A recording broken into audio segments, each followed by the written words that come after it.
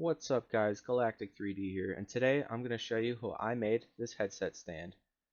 So there was a bit of an issue with the camera, so I was unable to get the time lapse for most of the print, but this took about 18.5 hours for both prints. This second print here with the time lapse is actually the extended piece for taller headsets. And after I was able to get it off the plate, I glued it all together using Gorilla Super Glue.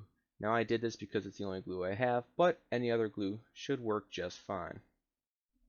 This headset stand was relatively simple to design, and the middle of the top piece is actually customizable. It can be taken out and switched out with a different type of middle piece, so whatever decal or logo you want can actually be applied and printed.